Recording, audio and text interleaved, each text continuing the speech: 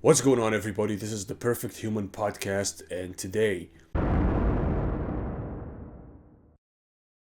we're going to talk a little bit about Joe Biden and his presidential, what you can call a presidential pardon for his son, Hunter Biden. And I just want to comment on this by saying this is something that is unprecedented in US politics in such a way that reminds you of a lot of these corrupt countries, kind of sort of like in the Middle East and maybe in Russia or something, where people would use their political positions to give favors to their cousins and relatives and their business associates and this type of stuff that you never used to see in the West or specifically in the United States.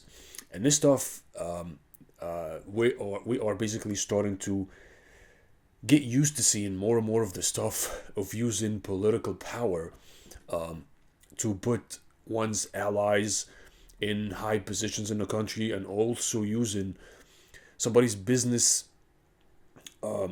connections or business power in conjunction sometimes with political power or political power by itself to basically further one's goals, put one's allies in power and persecute or eliminate, not in a physical sense, but like politically eliminate or politically hurt one's opponents. And this is something that is really new and very new to American politics.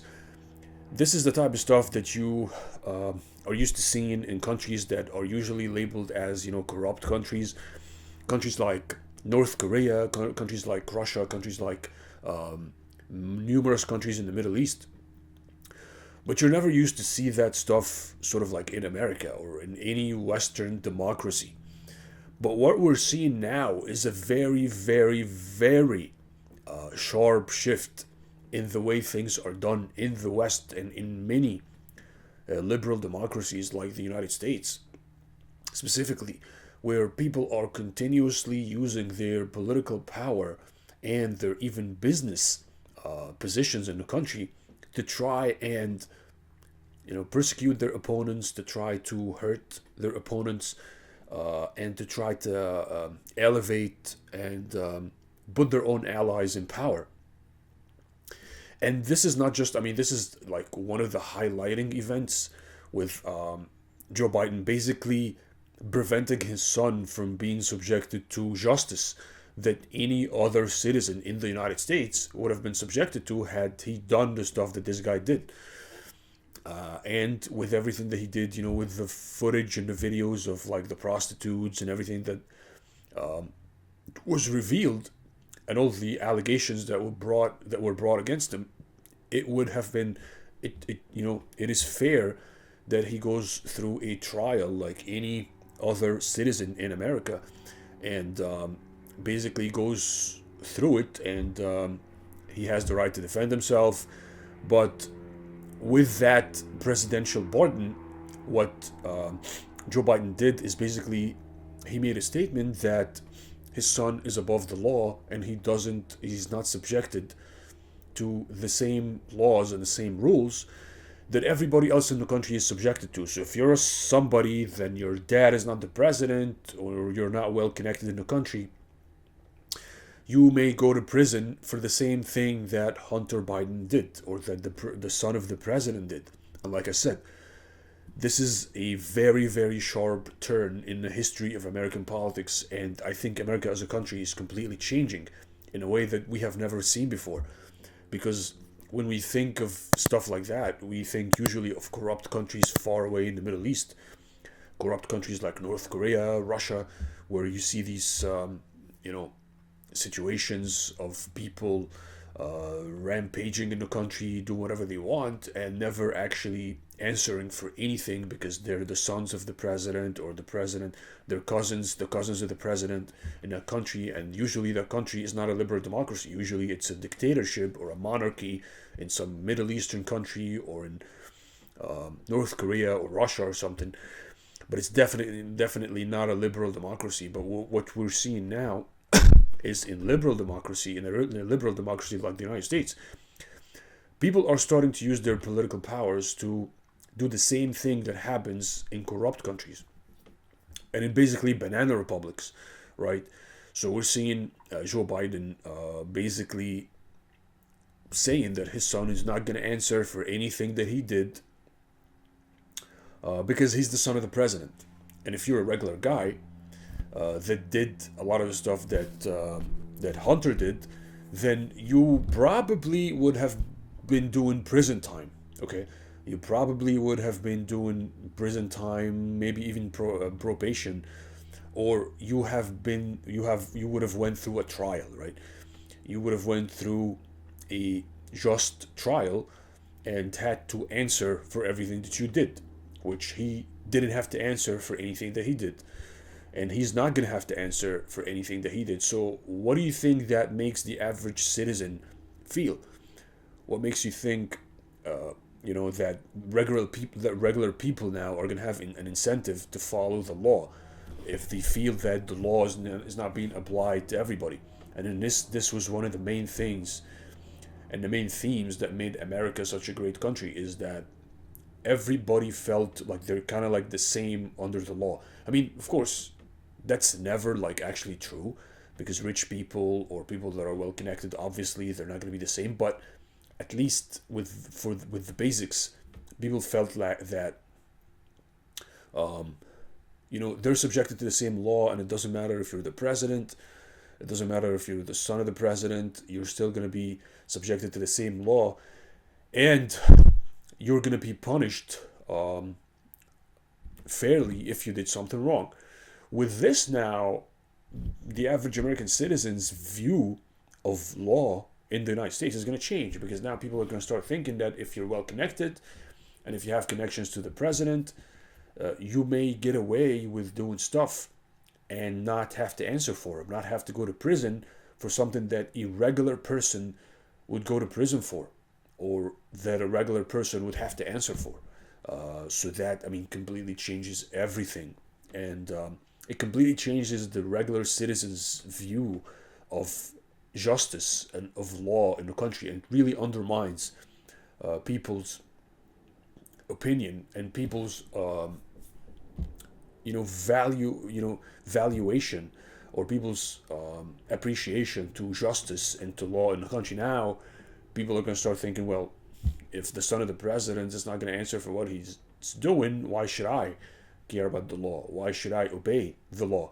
I mean, that's a very dangerous incident, and a very dangerous precedent in the history of the United States. And I think that this is going to set a very dangerous path for a lot of things to happen. But within the past 2 years, we have seen a lot of different things, basically, where people now, they're starting to use their political positions to maneuver and get maybe personal gains, and put their personal allies in power, regardless of whether they're competent or not, whether they have the resume for the job or not. People now are just literally using their political power. They're using their political positions. They're using their persecution positions to basically put other people on trial, because they're just their political opponents. It's not because they think that these people are actually criminals, but it's because they think that they can use their political position or their persecutive power as a tool to attack their political opponents. And this has been really, really skyrocketing in America and in American politics in the past maybe 3 years, right? And if this does not stop, this can bring the whole American, not just the American political life, but it can bring America as a country down.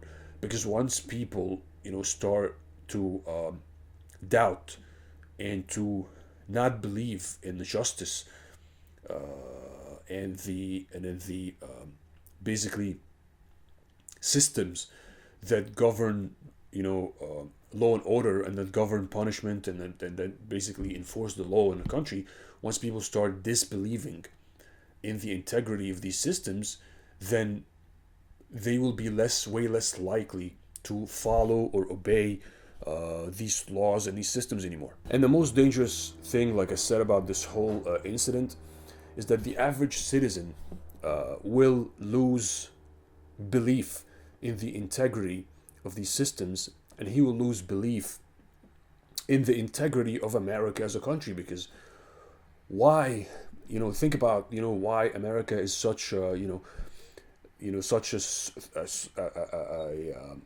high, held, or has a high held position for people that try to immigrate from different countries. Why is America one of the top countries or top destinations for immigrants from all around the world?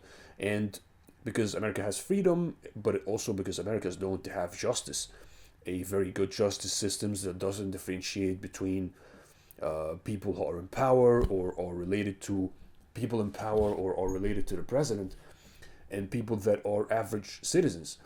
So people can feel like they live life and they're protected by the law and they're being treated the same under the law.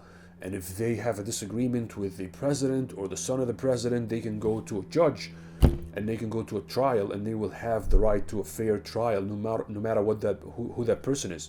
He can be the president, he can be the secretary of defense, he can be anybody in the country, and they would still have a fair trial and will be able to get their rights if that person basically encroached on the rights, no matter how high up in the country he is.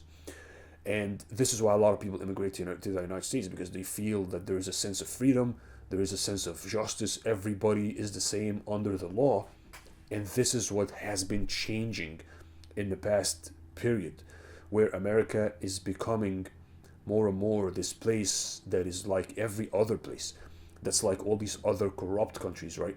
Where if you're a regular citizen and you have a disagreement with somebody who's related to the president, you pretty much can forget it. You can forget your rights, you can forget whatever money they took from you, because if you go to court in many of these corrupt countries and you have a disagreement with somebody high up in the country, you are almost certainly not guaranteed to get anything that is of your rights. Actually, to the contrary, you can be persecuted for going against or filing a lawsuit against somebody that's high up in the country that is related to the president or that is related to someone in power. In many of these corrupt countries, they will just can put you in prison for that. They can assassinate you for that. And a lot of these corrupt countries, that's why these countries are corrupt. That's why these countries don't have a good overall environment where people like to immigrate, where people feel like they're safe, they're going to be the same and equal under the eyes of the law. And that's why what used to be so great about America, and that's why a lot of people used to want to come to America, is because they thought that America presented an ideal of justice, of freedom, that is not to be found anywhere else in the world. And this is changing, and it is changing fast. And America is becoming a place where it's just becoming corrupt like anywhere else. So that's a very dangerous turn of events. Hopefully, and I don't know how this can even be allowed.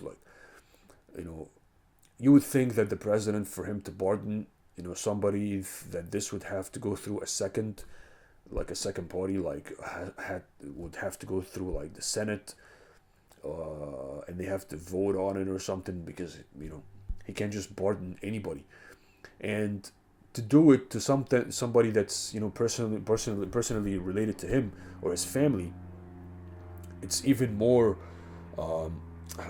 It's even like, it's way worse than if he would have pardoned somebody that's not related to him, right? So it happened with Trump, where he pardoned people that used to be in the military and stuff like that, but he never did it to somebody that's related to him. He didn't do it to one of his sons or one of his daughters or anything like that, or somebody that is personally related to him, like as a family member.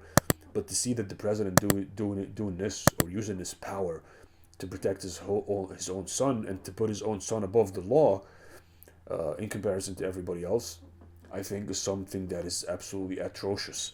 It's something that should not be allowed.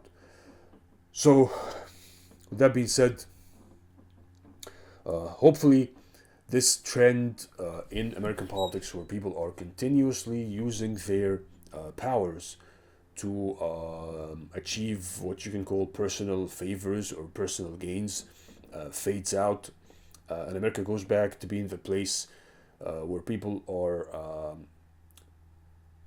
all subjected to the same law and are all being treated equally under the law. So with that being said, subscribe and comment to the channel, and I'll see you in the next video.